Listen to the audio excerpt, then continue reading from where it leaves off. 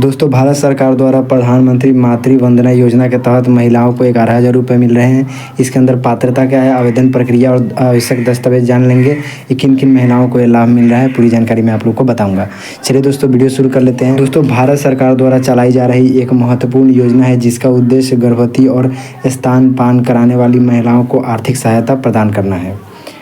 प्रधानमंत्री मातृ वंदना योजना के तहत महिलाओं को सरकार की ओर से 11,000 रुपये की आर्थिक सहायता प्रदान की जाती है।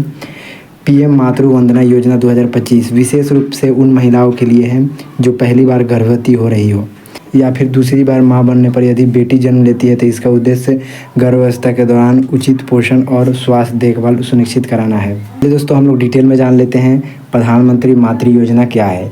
प्रधानमंत्री मातृ वंदना योजना भारत सरकार द्वारा संचालित एक महत्वपूर्ण योजना है जिसका उद्देश्य गर्भवती और स्तनपान कराने वाली महिलाओं को आर्थिक सहायता प्रदान करना है। का मुख्य उद्देश्य गर्भावस्था के दौरान महिलाओं की उचित पोषण और स्वास्थ्य सेवाएं सुनिश्चित कराना है जिससे मां और नवजात शिशु दोनों स्वस्थ विकास हो सके। प्रधानमंत्री मातृ वंदना योजना PMMVY 2025 के तहत दी जाने वाली आर्थिक सहायता गर्भवती महिलाओं को बेहतर देखभाल और पोषण प्राप्त करने में मदद करती है।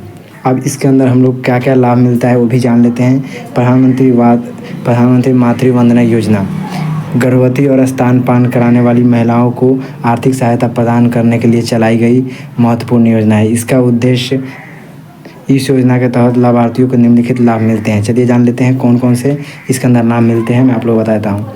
इसके अंदर सबसे पहला किस्त में आप लोगों को यहाँ पे गर्भवती पंजीकरण कराने एवं कम से कम एक बार अल्टरनल चेकअप कराने के बाद 3,000 रुपये प्राप्त होते हैं। और दूसरा किस्त है वो नवजात शिशु का जन्म पंजीकरण और पहले चरण का टीकाकरण कराने के बाद आप लोगों को 2,000 रुपये दूसरे किस्त में मिलते हैं।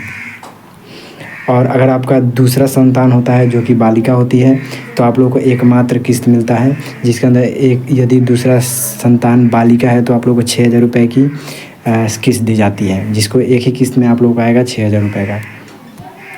और इसके अंदर हम लोग पात्रता बात कर लेते हैं, मतलब किन किन महिलाएं इसके लिए पात्र होंगी ये भी जान लेते हैं हम लोग। लाभार्थी महिलाएं, इस योजना का लाभ पहली बार गर्भवती होने वाली महिलाओं को दिया जाता है।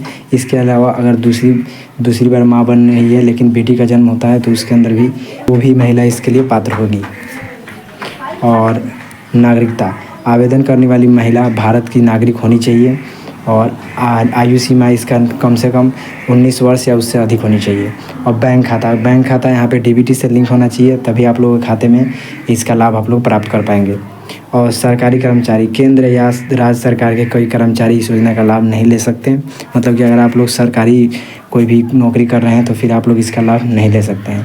आंगनबाड़ी कार्यकर्ता, आंगनबाड़ी सहायिका और आशा भी इस योजना का लाभ उठा सकती हैं। अब हम लोग इसके अंदर बात कर लेते हैं इसके अंदर कौन कौन से इंपॉर्टेंट डॉक्यूमेंट आप लोगों को लगते हैं अगर आप इसका अप्लाई करते हैं तो। सबसे पहला जो डॉक्यूमेंट है वो है आधार कार्ड, महिला और पति का, मतलब कि महिला और उसका पति का आधार कार्ड आप लोगों को लगेगा। और फिर गर्भावस्था प्रमाण पत्र, और उसके बाद है बैंक खाता विवरण जो कि DBT लिंक होना चाहिए।